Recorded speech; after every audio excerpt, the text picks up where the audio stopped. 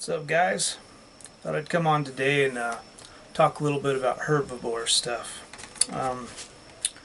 Get a lot of requests for talking more about the herbivore lifestyle.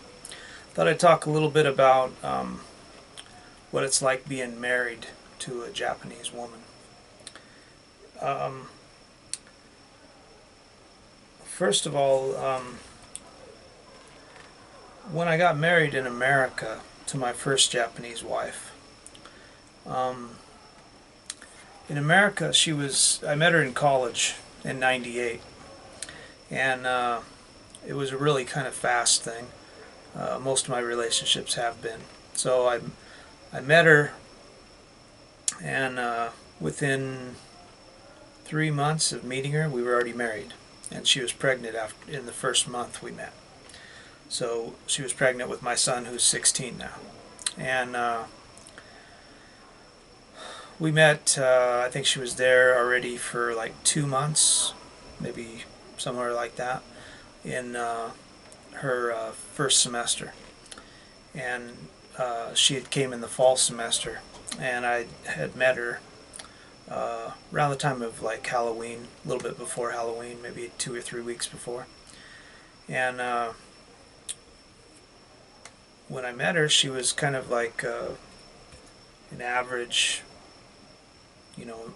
girl. I thought, she was jeans and t-shirt, kind of, normal girl, I thought. And something that I noticed right away is something that we don't really do in America. Most American people that are watching this will know. Once we got married, she was constantly saying, like, I want a divorce, that kind of stuff. She'd just throw that out there real quick. And the way we are in America, we don't say that unless we mean it. And they just kind of throw it around out here because they don't really respect each other in a relationship. It's not something they do here. So what happened was she was a nurse, and she had already been a nurse for about 14 years. When I met her, she was 6 years older than I was, and I was 25, I think, somewhere around there, 26 when I met her, and she was 31. And she had already been a nurse since she was like 18. She went to a nursing college and got a nursing degree, and she came to America to become an oncology nurse. So she was hoping to study nursing. And we started dating, and I took her to meet my parents for Thanksgiving, and everything was going great. Thought it was going good, but I was having trouble with jobs, and we ended up going to Japan, moving to Japan in 2000 in July. And once we moved back to Japan, I was teaching English, and I started doing that for about 6 months. And while I was teaching English, it was kind of an off and on kind of thing. I was home taking care of my son while she was working as a nurse. Well, her mother never really thought, I think, she was going to get married. And her mother never taught her how to cook, take care of the house, anything like that. So once she was married, she decided to start taking care of my kids. Kind of took the role on, and I was known as Mapa, and I took care of my kids, and I did the diapers and the laundry and the dishes and everything. And she didn't think that was good, because that should have been my wife's duties. So she decided to do those duties. And it started out at first, she was doing it maybe like, once or twice a week. She would take them to the house and feed them, things like that. And this is kind of an insidious thing that they do here in Japan that I've found out is really typical, and it's the reason why we have so many problems that we have here in Japan, is because a lot of the culture, kind of like in America, how they teach religion, it's an insidious thing that gets passed on from generation to generation because the new generation doesn't not allow the stuff to continue on. So what we have here is we have like a 3-generation split where the grandparents are teaching the children's children, things from the old ways. And that makes things kind of like, you got to get out 150 years out before you drop off these old world ideas, So her parents, her mother, started taking care of my kids, started teaching them things, really strange things. I came over one day and there was a lady that lived by our house, and she had a son who had gotten a fever, and his fever went to like 106, and he became mentally handicapped from that. And I knew about that, obviously, but my wife being a nurse.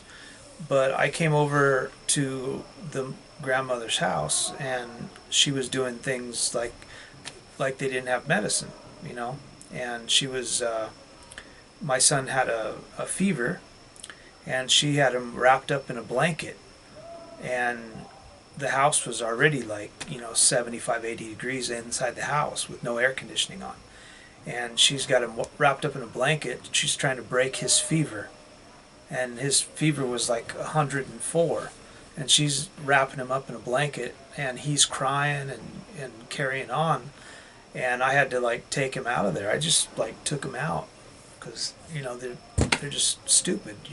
They don't have a lot of sense. That's how a lot of these Japanese people are. They don't have a lot of sense. If any of you guys have watched my previous videos, you know that I was burned by my mother. She put me in a hot bathtub. Well, my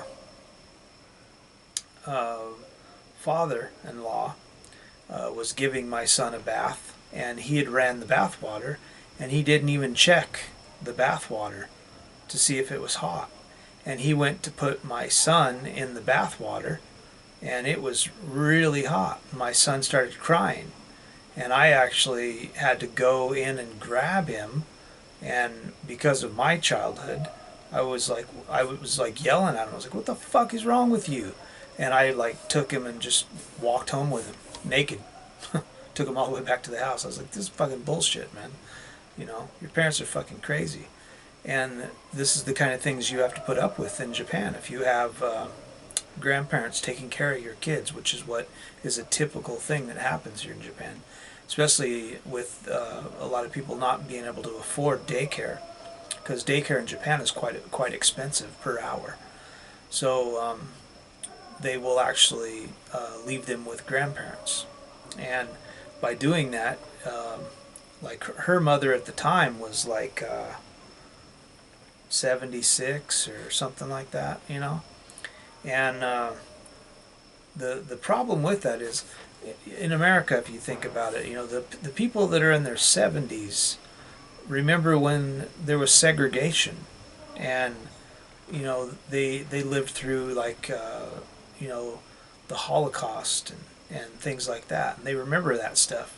And while it's cool that they can teach stuff like that, when they teach your kids how to live that way, which is really just an obsolete way of living now, it's like useless knowledge. And it's also how a lot of things like Buddhism and Muslim and fundamentalist propaganda gets perpetrated. It gets thrown into the population by doing that, and that's something that happens here.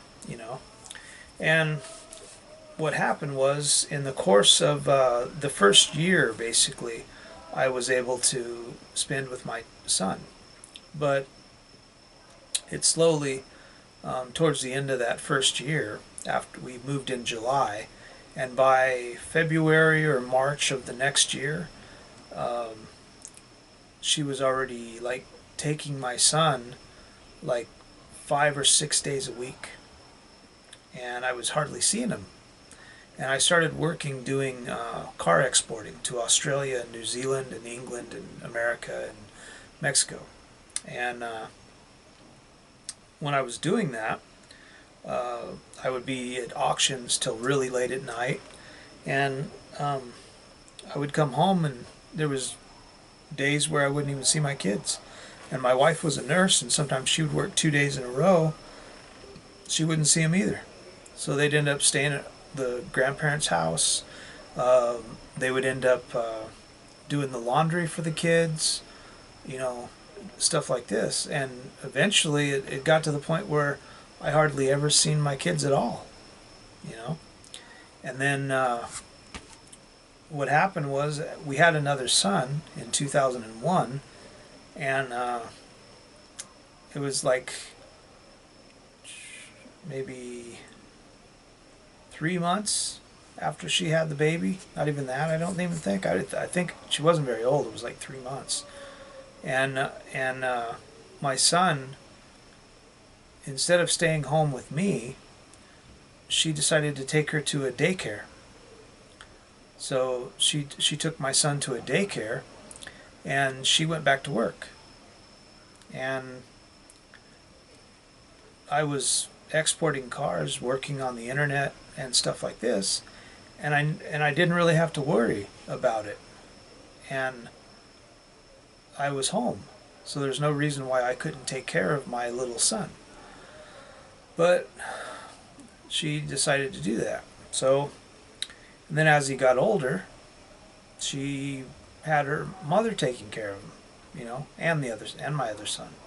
So it got to the point where I started to realize, and I started to talk to other people, that this is common. This is a common thing. Basically, what I think what it is they're actually trying to literally get the sons and daughters of the kids to break away from the father and have the father be not really part of the family. And that's a common thing that happens here. The fathers are really not part of the family. They're not part of anything. What their job is to be an ATM machine. Their job is to work 16 hours a day, 80 to 90 hours a week, give all their money to the wife, maybe get $200 to $500 a month to spend on something they want, like food or something they might want to do, and the rest of the money goes to the family. And as long as they do that, they're a good husband. They don't ever have to spend any time with the family, you know. And if they do, it's more of like a, I don't know, I don't even know how you would say it. It's kind of like a privilege or something to actually spend some time with your wife and kids, where you would go to like Disneyland or something. And if you want to spend time with your kids, it's almost like you have to do something with them, you know. You have to take them to some place. Like there's a place here called Rabbit Island, you know, and or go someplace to like a strawberry farm or something on the weekend when you're not working, you know. So if you're able to do something like that, then you can hang out with your kids. If you're not, then you're usually at work. You come home, you know, your wife might make you some food, and then you go to bed and you get up in the morning really early, sometimes before your kids ever even get up, and you leave. So you might only see your kids on the weekend, you know, if you're lucky. You know, and sometimes what will happen is the wife will go out alone with the kids, even on the weekend. So you might be home not working on a Sunday, and she, you know, you might wake up late because it's Sunday and you want to sleep in. You'll wake up at like 9 or 9:30, and she's already gone with the kids. The kids are gone. They're gone all day long. They leave. So you'll wake up at 9, nobody's home, you know. So you'll have breakfast and get bored. Maybe you'll go out and do something, and then you'll come home and the kids might come home at like, 6 or 7 o'clock at night, and your wife will make dinner or bring dinner home to you or something like that, and then you'll go to bed because you might have to get up like 5 or 6 in the morning to go to work. So you'll go to sleep at like 8 or 9 at night, and if they get home at 9, you might only have like 2 or 3 hours that you've spent basically the entire week with your kids on a Sunday. And this is life in Japan. And this is why we're having such a big issue. And this is why the herbivore men are becoming such a big thing here, because when you have a society like that, and the kids grow up with the grandparents, and they see the dynamic between the grandparents, and they see the dynamic between their parents, and they never see their father, they grow up as a woman. They don't care. The woman is just, women here, they don't care. They just want to get married and have kids, and they don't consciously think about these things, because the way they perceive a relationship in Japan as a way a man does is completely different. Because obviously, if you're married to a husband, you're going to have a great life in Japan. You're going to have a car, you're going to have a house, you're going to have kids, you're not going to have to work. You can stay home, you get shit tons of money, you never have to see your husband, you hardly ever have to fuck him, and you just get to have fun. And if you want to, when your husband's gone 90 hours a week and your kids are off at school, you can go out with a boyfriend and have sex with a boyfriend, and that's typically what happens here in Japan. So it's a very common dynamic here to have this kind of stuff go on. It's also why a lot of men have relationships outside of their wives, just because it's very disheartening to see to live with a woman in Japan and realize that I think eventually the men realize it, but it takes them a while. They get into that kind of herbivore mindset where they realize the wife is using them and they're not getting anything out of it. This is the thing with any relationship with a woman. You don't really get anything out of it. Women have nothing to offer you. You're not getting anything. And once you're in a relationship, the only thing they have to offer you is kids and sex. And once you get into the relationship and you've had kids and they don't give you sex anymore, there's no reason to be in the relationship. Now you're stuck in the relationship and you have to be an ATM machine for her to take care of the kids that you have. And it's like that's all they want from you. Once they get the kids, they know they're set for life, and they know they've got you on the chain for life. Now they can do whatever they want. They don't have to have sex with you anymore. They don't have to let you touch them. They don't have to do anything with you. And they can control you now. And this dynamic, the kids see, in America and in Japan, but a lot in Japan. This is a big issue and a big problem why herbivores are becoming such a big thing here. Because when you see this kind of a dynamic with your parents, and you see this kind of a dynamic, as I talked about in one of my other videos with the PDA, not touching your spouse, not kissing the spouse, not associating anything in a relationship like love, with your spouse in front of your children, that's harmful to your children, literally. Your children learn about the sexual dynamic and about the love dynamic from the parents.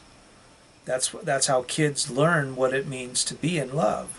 So if you are always fighting with your spouse and you never touch each other, you never hold each other, you never want anything to do with each other, really, and every time you talk to each other it's barking and yelling at each other, that's what your kids see, and that's what they're learning. That's going into their brain, and that's what they think as they grow up. That's what a relationship is.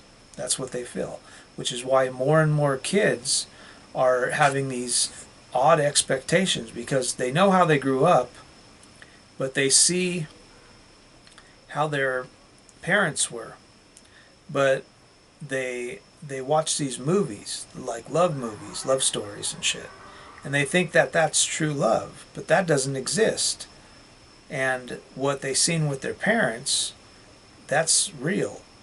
So they have this idea. It's kind of like a break in their brain or something. They have this idea that what's on a movie is real, but the reality is what happened with their parents, you know.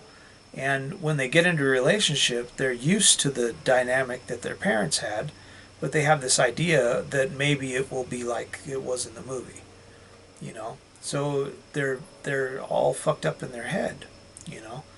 And in Japan, we've gone way past that. We've gone way past that because it's been like this since, you know, the 1800s or longer. You know, it's just, this is a dynamic here, and the children being born here has been going down since 1976. So it's just going down and down and down and down. And less children are being born every year. They're closing schools all over in Kobe, and they're getting closed all over Japan. There's more and more people, and they're actually, because of the